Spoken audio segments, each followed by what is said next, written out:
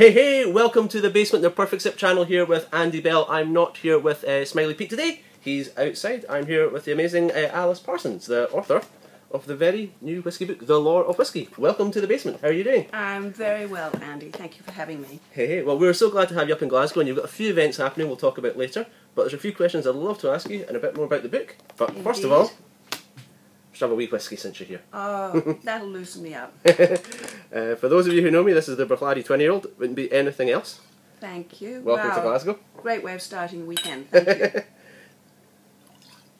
Hey, Slange. Oh, cheers, Slange. Thank you very much. No problem at all. So I suppose a good question actually just to jump onto that one is what is actually your favourite whiskey?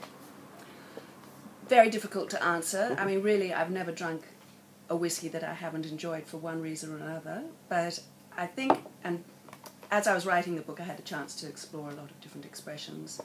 And at one point, the pinnacle whiskey for me had been Glenmorangie. Hey, hey. So I've been advocating their whiskey ever since, and I have to say they've been supporting me too. So very, very kind, and it's a great whiskey. Beautiful, beautiful whiskey. I said when we were flicking through your book, having a wee read of it, which is out now at all good bookshops, sort of noticed a lot of sort of talking about other parts of the whiskey world, especially Australia and New Zealand. Is that something you're kind of more passionate about as well? I think I've developed a passion for the entire story. I mean, really, because it is global. So many countries today are involved, so we're no longer is it just the premise of Scotland. I've been living in Australia for 30 years and was able to do a lot of my research there. And I made friends with Bill Lark, who in Australia is called the godfather of whiskey. And he's a delightful gentleman. He resides in Hobart. And he really kick-started a fantastic booming whiskey industry in Tasmania about 20 years ago. And he's been a huge support to me. And it was really at his distillery that I did a lot of my research. Research at the distillery? yeah, absolutely. Well, I was able there to learn what I call the nitty-gritty of everything, which of course is fundamental for anyone trying to understand how it, where it comes from, how it's made, how long it takes.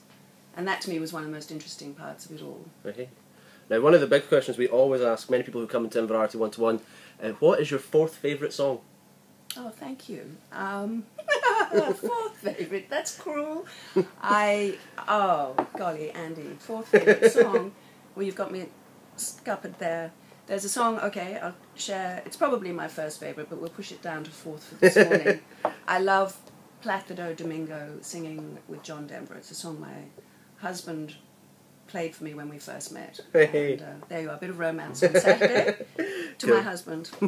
Who's just across the road having a coffee, if anybody is across the road having a coffee. It's called Perhaps Love, by the way, and it's a stunning song. So again, I've had a nice wee flick through it. Is there any sort of facts that you discovered that you thought were the most of the more interesting part? If someone's to take away one part of the book, what do you think was the coolest bit for you? I think the odd little bits that I discovered, like sugar density measured in degrees Pluto, for example. I don't know if you've ever heard about that, if you've got to that degree.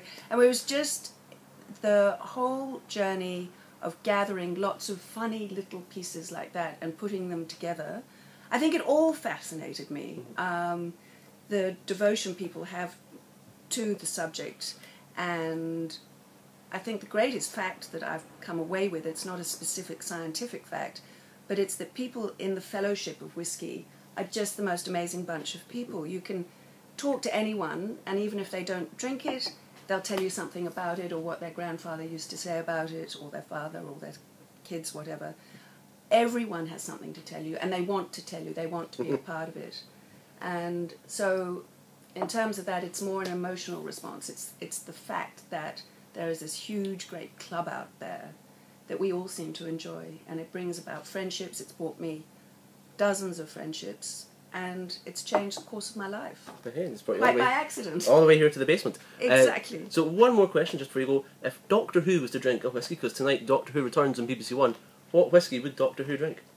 I think he'd drink something very, very malty, very strong. I think he might go for a Lefroy.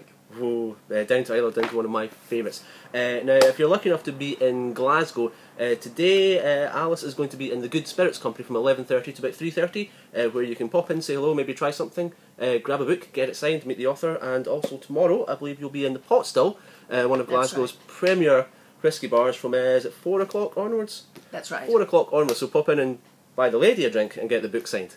So I'd just like to say thank you for coming in to see us, and I hope you have great success with the book. The Lore of Whisky is... The Lore. There's the wine bit coming back in. The Lore of Whisky is out now. Champion. Thank you, Andy. Thank you very much. Bye. Thank you.